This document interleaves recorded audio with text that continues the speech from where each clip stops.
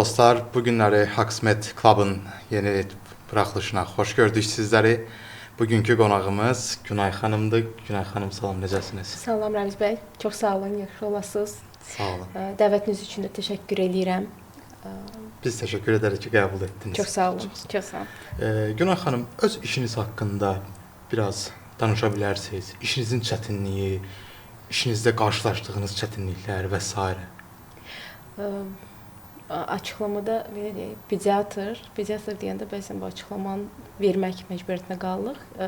Cəmiyyətdə uşaq həkimi olaraq tanınan, amma mən belə tərif verim ki, uşaq sağlamlığı və xəstəlikləri üzrə həkim olaraq fəaliyyət göstəririk. Çünki burada uşaq sağlamlığı və xəstəliklər deməkdə məqsədimiz nədir? Çünki biz cəmiyyət olaraq uşaqlar xəstələnəndə ancaq həkimə gedirik. Amma mən buradan vurğulamaq istəyirəm ki, biz uşağın xəstələnməsi yox, sağlam dönəmində sağlam izləminlə məşğul olan həkim mütəxəssisləri olaraq fəaliyyət göstəririk. Çünki uşaq inkişafının mərhələlərini doğru düzgün dəyərləndirəndə biz cəmiyyətə sağlam bir fərd təqdim etmiş oluruq.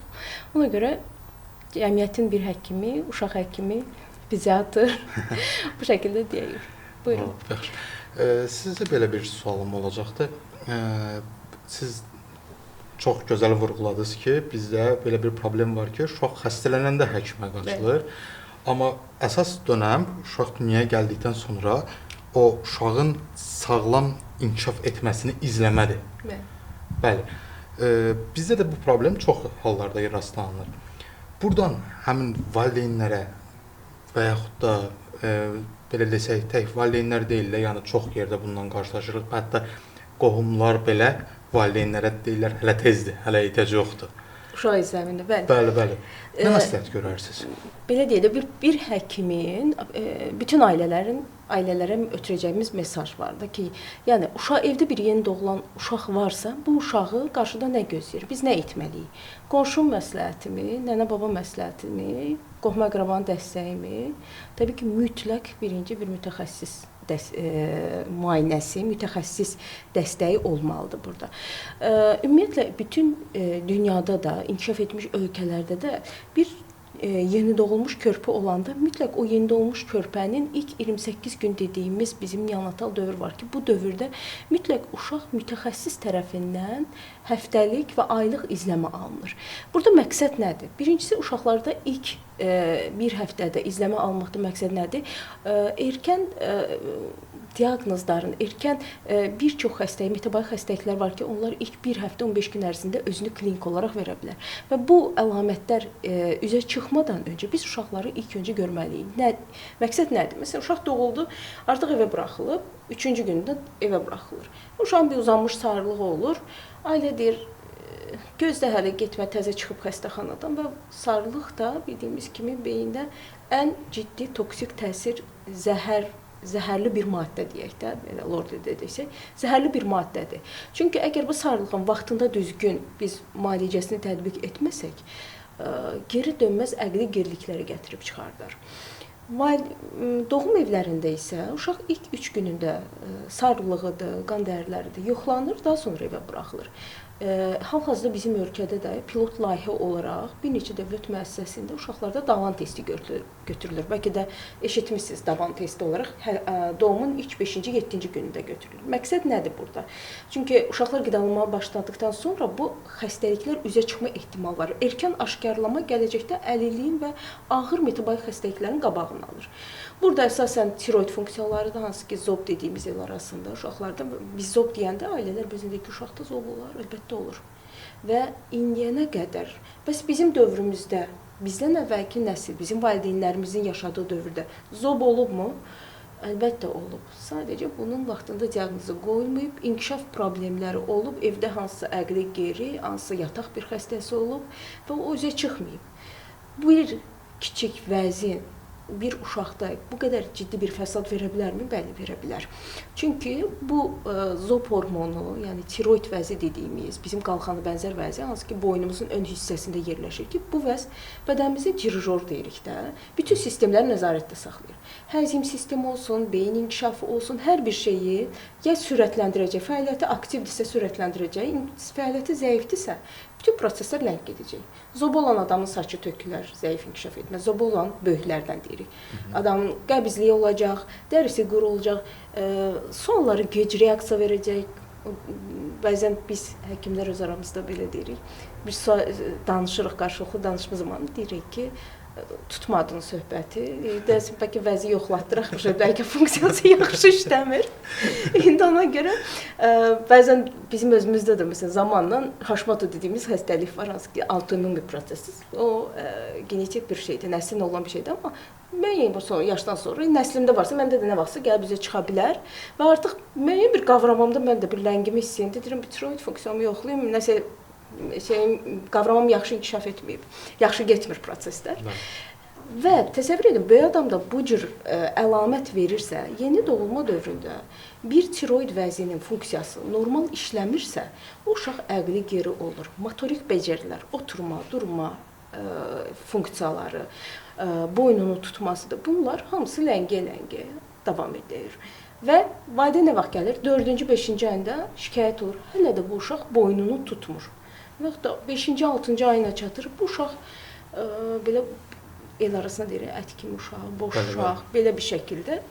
Və müalicə başlayanda, bəli, bərpa olacaq.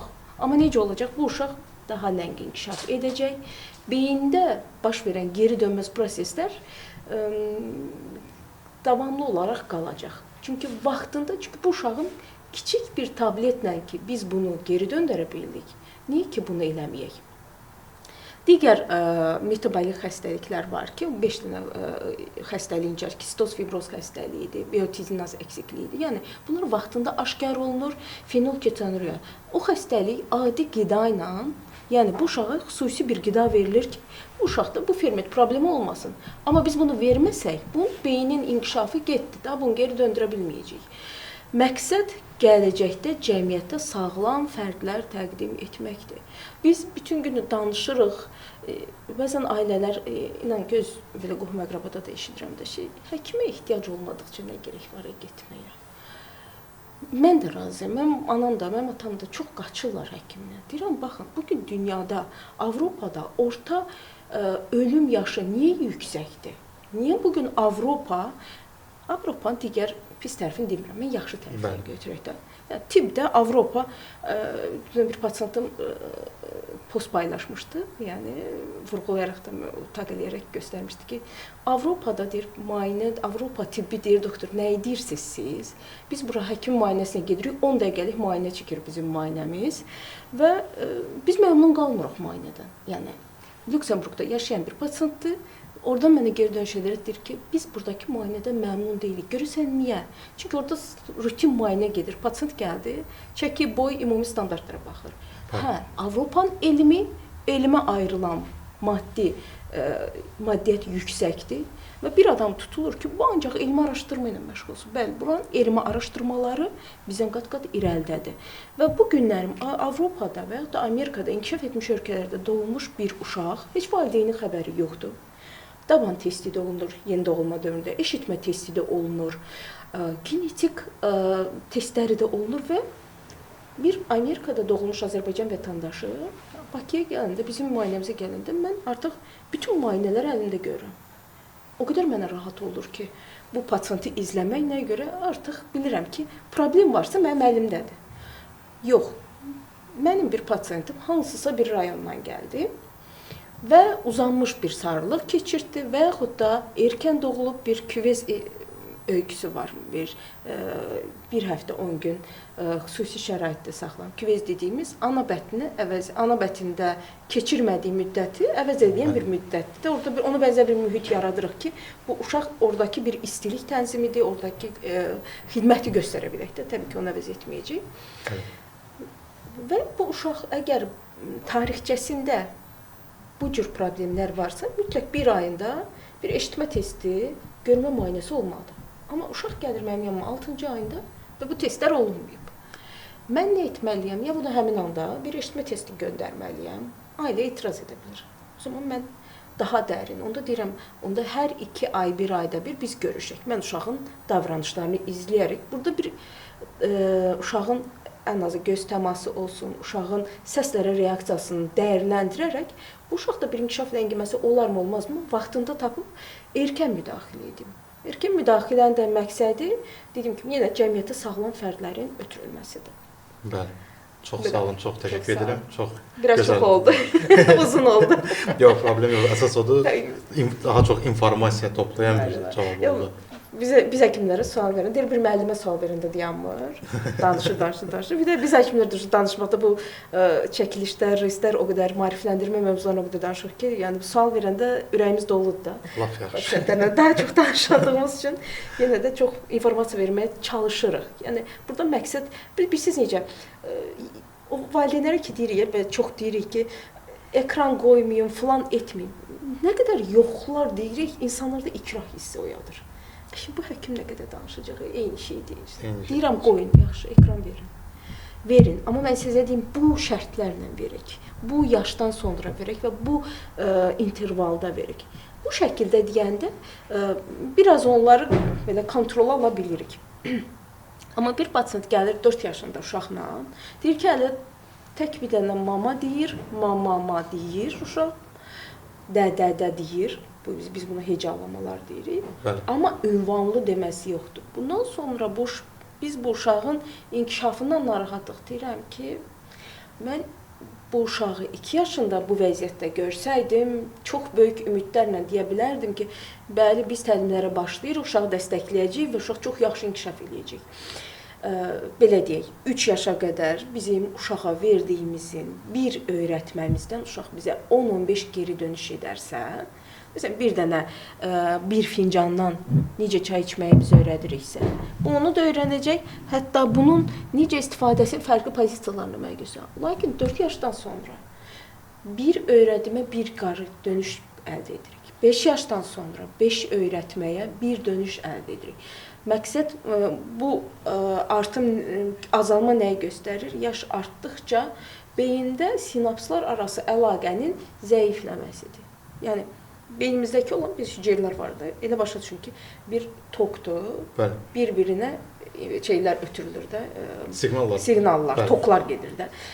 Bir ötürülmə neçə min, 60 min belə deyək, informasiyanı da ötürüb bağ yarada bilər, sinaptik bağlar yarada bilər.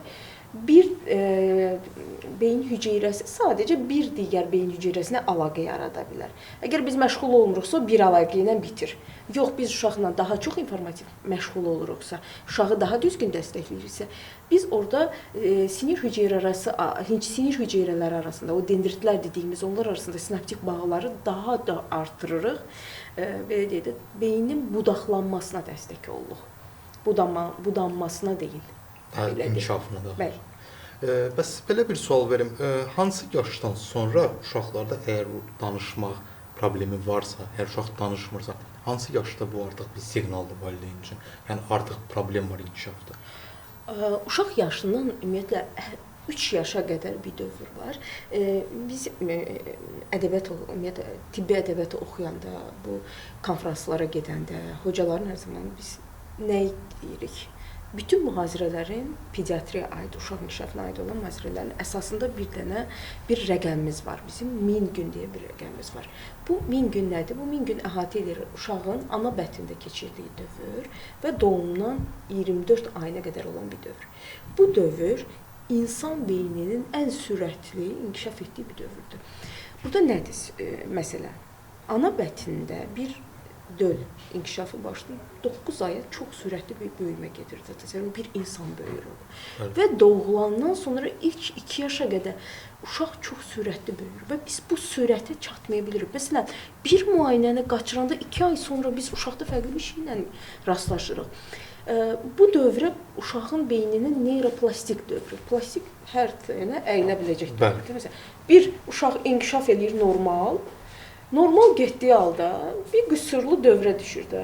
Misal üçün deyim, 1 yaşına qədər mən izlədim uşağı, çox yaxşı bir dövrdəyik. Uşaq məndən çox gözəl göz təması qurur, adına çox gözəl reaksiya verir. 1 yaşdan sonra valideyn uşağın biraz gəzmə dövrü başlayır, hiperaktiv bir dönəm başlayır. Valideyn uşaq yeməkləri fərqləndirə bilir. Valideyn uşaq yemək yesin deyəni ekran qabağında otuzdurub uşağı qidalandırmağa başlayır. Və biz bu uşağı bir 3 ay, 4 ay görmürük. Uşaq gəlir, biz 12 ayında görmüşük, uşaq gəlir 1 yaş 6 ayında, 18 ayında. Valideynin gəlmə səbəbi bu olur. 1 yaş 2 ayında, 1 yaşında bu uşaq mama, papa deyirdi. Adını rəqs, indi uşaq uzaq aləmindədir. Uşaq müayinə edilir və qapıdan girəndə belə uşaq yeni bir ortama girdiyin fərqində deyil, öz aləmində ortada bir dolaşır. Onun diqqətini çəkən əşyalara gedir, baxır. Və ailənin öyküsünü alıraq, məlumat alırıq ki, necədir gününüz? Uşaq necədir, rutininiz necədir? Həyat planınız, səhər açılır, nə edirsiniz? Durduq, yerimizdən də rutinlərimiz nədir? Bəli, durduq, mütləq uşaq oturur. Doktor, multiksiz və cizgi filmsiz, belə deyək. Cizgi film olmadı və ya da bir reklamı qoymaz, amma uşaq yemək yemir. Valideynlərə bir söz bəzən çox təkrarlaya bilərəm, amma valideynlərə dediyim, hər müayinədə bəlkə dediyim, iştahsızlıq və uşaq yemir şikayətindən dediyim bir qanuni bir sözüm var. Evdə soyuducusu dolu olan bir ailənin uşağı evdə acından ölməz. Bu qanundur. İstəyir mənə nə deyirsiniz deyin, evdə bir canlı, qabağında yemək varsa acından ölməz. Siz ondan narahat olmayın. Siz qorxun, o bilirsiniz harada uşaq aclıq çəkir. Yəni uşaq yeməz acından öləcək. Bu Afrikadadır. Bəli. Yemək tapmır, qida yoxdur və biz aclıq çəkirik. Amma mənim uşağım evdədir, mənim uşağım bəyənmir. Və yaxud da qidalanmayın və insan belə deyək də bizim əsrlər boyu yemə mədəniyyətimiz dəyişib də. Əvvəl yerdən bardaş qurma oturub yeyirdik, əllə yeyirdik, sonra qalxdıq stolda oturduq, daha sonra vilka çəngələ keçdik. Təmas, qida ilə təmasımız, yaxınlığımız çox azalmağa başladı.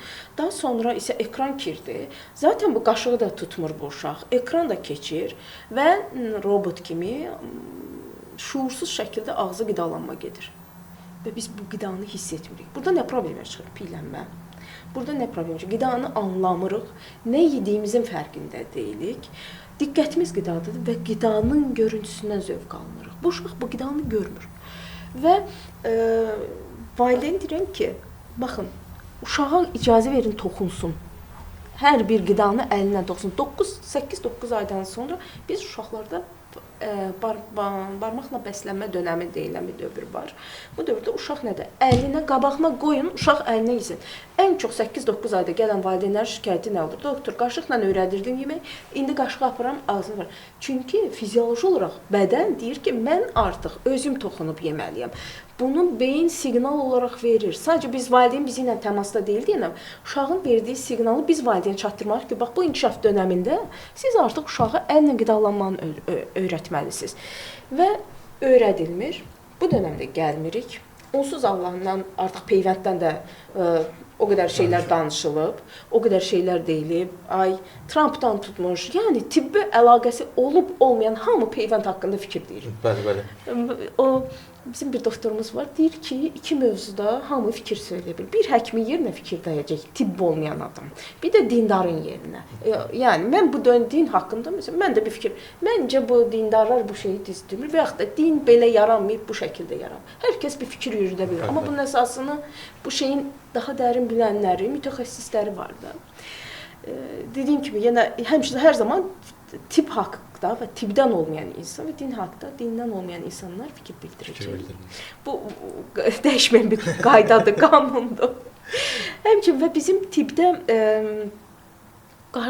peyvəndlər qədər maarifləndirmə apardığımız elə bir dövrdür ki, həqiqətən mübarizədəyik. O qədər əziyyət çəkirəm. Mən Instagram səhifəmdə paylaşmağa çalışdığım məqam nədir? Bir, çalışıram uşaqların üzünü paylaşmayım. Körpələri qorumağa çalışıram. Niyə? Mən istəmirəm. O uşağa baxıb xoş bir baxış belə, göz dəymək məsələsi də, göz dəymə bilmirəm, izah edə bilmirəm. Amma bir energetik bir bağ var. Yəni, ora bir müsbət enerji də yüklənə bilir, o uşağa dəyə də bilər. Var bu şey. Uşaqlarımızı ekrandan qoruduğumuz kimi cəmaata da göstərməyik. Çəkiriksə kənardan, körpənin gözü düşməsin. Və mən bunu bacardığım qədər çalışıram ki, uşaqlarımı ümumiyyətlə qoymayım ki, mənim pasientlərimin şəkli düşməsin ekrana. Bu bir. İkincisi, maarifləndirmədə bəzən o duyğusal məqamlara toxunmağa çalışıram. Niyə? İnsanların o deyir sarı sevinə toxunanda biraz insanlar düşünməyə başlayır. Nə mənada peyvənd məsələsi biraz bizdə bizim ölkədə məcburi deyil. Bəli, bizdə məcburi deyil. Məsələn, sizə deyirdik ki, Covid-də məcbur oldu. Bəli. Nəyə görə? Çünki böyük bir əhali itirdik də. Bəli. Covid bizim böyük bir sınaq. Deyirlər ki, nətər olur ki, Avropada bu qədər ölüm oldu, Azərbaycanda olmadı. Azərbaycanda həkimə əl çatandı. Avropada həkimə əl çatmazdı. Nəyə görə? Bir həkimə gedib çıxana qədər artıq sən ya çatdın, ya çatmadın. Randevu sistemi fərqli, həkimə ulaşmaq çətin. Bizim Avropada yaşayan ildə 2 dəfə 3 dəfə gəlib gedən pasientlərimiz var. Yəni onlarla ən azı çox təsəvvür edin, Azərbaycanda öz ölkəmdə, yəni bəlkə də aramızda pasientimlə mənim öz pasientimlə yaxın bir ərazidə yaşayırıq. Və ya da evi düz mənim işlədiyim klinika yaxında. İlinə bir dəfə mən pasienti görmürəm kontrol müayinədə. Amma Avropada, Amerikada yaşayan bir pasientim var ki, onlar hər gəlişində bir kontrol müayinəyə gəlirlər. Sağlam uşaq müayinəsi çox vacibdir. Çünki xəstəlik vaxtında pasient gələndə biz başımız qarışır, uşaq qızdırır, uşaq qusur, öskürür, boğulur. Ailə təlaş bizdəki bilirik də, bir həkimə gedəndə neçə adam olur yanında? Ən az 3 nəfər. 3 nəfər. Yəni hamı təlaşla və uşaq yenə xəstələnir. Deyir, mən xəstələnsin, xəstələnmə də haqqıdır. Qoy xəstələnsin. Biz bu dünyaya qonaq gəlmişik zaten. Bizdən öncə mikroblar var idi. Bu mikroblarla biz təmasda oluruq. Biz onlara uyğunlaşmalıyıq. Biz onlardan qorunma vasitəmizi qoyun bəbə uşağın immuniteti necə artıraq? İmmuniteti xəstələnərək artıracağıq. Başqa variant yoxdur. Covid-də də həmin söhbət var da, antitela. Yəni peyvəndləmənin də məqsədi o idi. Peyvəndləmədə də məqsədi o idi ki, bəli, bu antitellər bədənimizə, antigenləri bədənimizə yeridirik. Bədəndə immun cavab yaradırıq ki, sən bu gələndə hazır ol, əskərini hazır tut ki, ona müharibəni başa çıxa biləsən, qalib gələ biləsən. Və yaxınlarımızı itirdik bu Covid-də. Mən hər bu peyvənd sözünə gələndə mən itirilən insanlara deyirəm ki, çox təəssüf ki, onlar peyvəndi görəmədi. Amma qarşıma gəlib hansısa pasientin valideyni deyəndə ki, ay doktor, iş mən vurdurmadım, bilirsiniz nə deyirlər? Deyirlər ki, yaxşı ki, vurmadınız. Hətta sosial mediada da görəcəksiniz. Covid-dən sonra tromplaşma, peyvənddən sonra tromp riski yüksəldi, infarkt riski yüksəldi. Ona görə mi yüksəldi, yoxsa bəlkə siz Covid-i keçirənlərdə mi o problem oldu? Mən də laxtalama problemi olacaq, bəzi problemlər olacaq. Amma xəstəliyi keçirmək, xəstəliyin profilaktikasının aparmaqdan daha çətindir.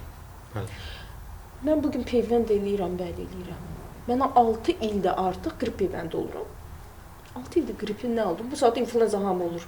Və hər gün bəlkə ən az 5 uşaq mən influenza testi eləyib pozitiv gəlir və asqır gözümün qabağında və heç bir maska istifadə etmirəm. Qürur duyuram buna, yox. Uşağın qarşısında mən maska taxmayı sevmirəm. O uşaqda fobiya yaradır. Hətta xalatı geyməyi belə xoşlamıram ki, o uşaq gəndə həkim qorxusu yaşamasın, o rol sevərək gəlsin. Buranın bir xəstəxana ab-havası yox. Mən sağlamlığımı düzgün şəkildə izləmək üçün gəlirəm. Və bu günlərin peyvənd haqqında biraz öncə dedik də, hamı fikir söyləyir. Qrip peyvəndi olunaqmı, olunmayaqmı? Olunaq. Mən həkimə sərf eləmir demək olunmaq. Bilirsiniz niyə? Mən pasiyenti itirmiş olam. Niyə? Bu pasiyent hər ay xəstələnib yanıma gələcəkdi. Mən peyvənd edirəm, pasiyent 2 dəfə. Amma mən istəyirəm o 2 dəfə gəlsin ildə. Çünki mən onun sağlam izləməklə məşğul olmaq istəyirəm. O, belə deyə də, ömrümüz o qədər uzun deyil. Ona görə bu ömrü, bu həyatı daha keyfiyyətli, daha kaliteli, daha gözəl günlər üçün keçirdək. Niyə evdə asqırmaqla, öskürməklə, dərman burnumuza tökməklə, o dərmanı içməklə həyatımızı belə negativ keçirdi. Peyvəndiniz olun, daha sağlam yaşayın. Rota peyvəndi. Hansı ki, uşaqlarda ilk 2-ci, 4-cü və 3-cü, 5-ci aylarında olunmalıdır. Bu nədir? Qusma işləməyə görə olan rotavirusa qarşı olan peyvənd uşağın azdan olunur. Doktor, edək mi, bizim dövlətimizdə dövlət qarşılamır bunu. Amma ailəyə biz deyirik, öz büdcəndən, cibindən verib edə bilərsən. Öz təcrübəmdən deyim, 15 ildir işlədiyim müddətdə rota peyvəndi olan uşaqların il ərzində mənə qusma işləmi ilə demək olar ki, müraciət eləmir. Və öz uşaqlarımdan deyim, iki uşağım var. Biri 15 yaşındadır, biri 3 yaş yarımdır. 15 yaşında uşağımı rota eləməmişdim. Amma mən hər il o uşağa sistem elətdirirdim. Qusma işləmi olduğu üçün məcbur xəstəxanada həyatımın kaliteli keçmirdi, belə deyək. İkinci uşağımı, bu mənə bir dərs idi, bir həkim olaraq da və belə deyək, 15 yaşında bir qızım təcrübəsiz vaxtlarım idi. Peyvəndə onda da bir şübhə ilə yanaşdığım dönəmlər idi. Necə deyək, bilgimin o qədər olmadığı dövrdə idi. Çünki peyvənd haqqında ciddi bir araşdırma etməmişdim və peyvəndi elətdirdim. İkinci qızıma və bütün peyvəndlər olunub və sizə deyim ki, artıq 4 yaşı olur. Çox şükür ki, biz bugünə kimi rota peyvənd, amma rotanın belə qaynayan bir vaxtında da biz o rotonu keçirmədik. Digər peyvəndləri olmuşuqmu? Bəli, bütün peyvəndlərimizi olmuşuq. Və tövsiyə edirəm ki, bütün valideynlər peyvənd elətdirsin. Biz peyvənd olunmaqla tək öz sağlamlığımızı deyil, bütün cəmiyyətin sağlamlığını qoruruq. Burada bir haqq məsələsi var. Biraz həssas konuya toxunacağam. Nədir? Buyurun. İki pasientdən bu hadisəni danışmışdım. Qapalı olan ailələrdən idi. Dini inancı yüksək olan bir insan. Onlar həmişə peyvənddən qaçan insanlar olur. Onlar deyir ki, biz doktor peyvənddən imtina eləmişik, orada bilmirik nədir falan filan. Dedim, tamam, mən sizin inancınıza hörmət edirəm. Burada başqa bir məsələ. Mən peyvənd bir valideyn olaraq bəli, mən peyvənd olunmuşam və uşağımı da elətdirmişəm. Covid peyvəndi dönəmində 3-cü doz, booster doz deyə bir dozumuz var idi. Mən o dozu 6-cı ay hamiləliyimdə elədim. Bətnimdə bir uşağım ola, mən o peyvəndi hansı valideyn edirdi? Kənar, kimə desəz heç kim elətdirməzdi. Mən onu elətdirəndə birinci düşüncəm nə idi? Mənim qarşımda olan insan bir kanser xəstəsi, bir rak, xərçil xəstəsi olar, şüa terapiyadan gələr, bütün immun sistemi sıfırlanmış olar və hələ heç bir peyvəndi olmaz. Mənim Covid xəstəmdən o dünyası, mənim ona keçirəcəyim Coviddən o dünyasını dəyişərsə, onun günahkarı mənəm.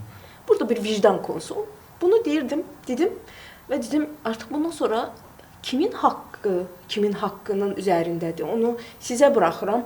Siz burada təkcə özünüzü yox, hər kəsi düşünün. Mən şəxsən tək özümü yox, mən cəmiyyətimi düşünürəm ki, bugün mənim bir 3-4 yaşında bir leykozlu bir uşağım gəlir və mənim ölkəmdə qızılca tüyyan eləyir.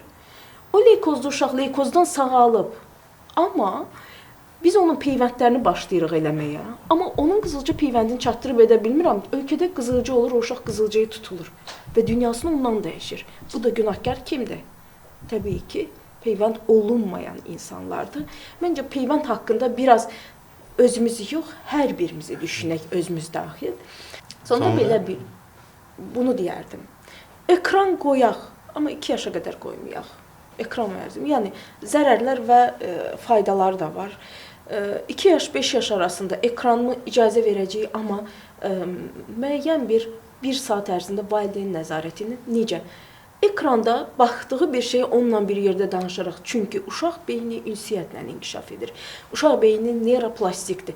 Biz hansı yöndə onu istiqamətləndirsək, o uşaq o yöndə inkişaf edəcəkdir.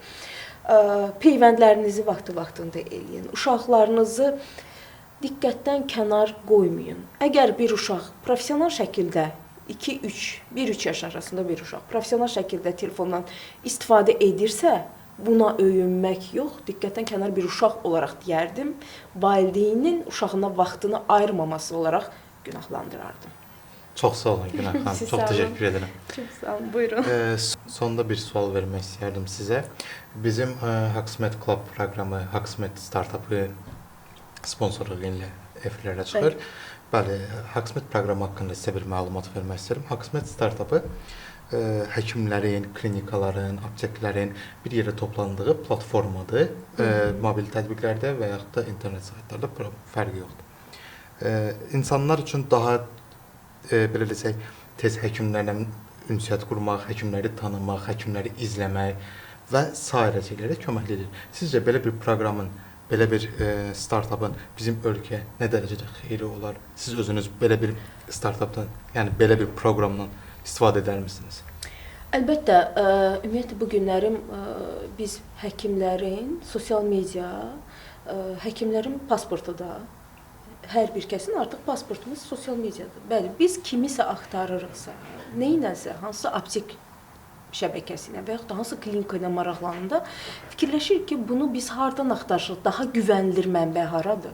Daha güvənilir bir müraciət edəcəyimiz ünvan haradır? Biz oradan mən düşünürəm ki, bu həkimlər üçün də, klinikalar üçün də çox yaxşı bir layihə olar deyə düşünürəm. Çünki biz həkimlər də bir-birimizi tanımaq üçün, bir həkimin fəaliyyətini də tanımaq üçün, bir klinikanın uğurlarını da görmək üçün məncə bu layihələrin olması çox yaxşı olardı. Biz sizləri dəstəkləyərik bu nöqtədə. Çox sağ olun Günay xanım. Buyurun. Çox sağ olun dostlar. Bugünkü verilişimiz sona çatdı. Günay xanıma da bir daha təşəkkür edirəm. Çox sağ olun. Qəbul etdiyi üçün, gəldiyi üçün və bizə bu gözəl informasiyaları verdiyi üçün. Yəni siz də qulaq asın Günay xanımın dediyi hər sözə. Çox sağ olun. Gələn görüşənədək.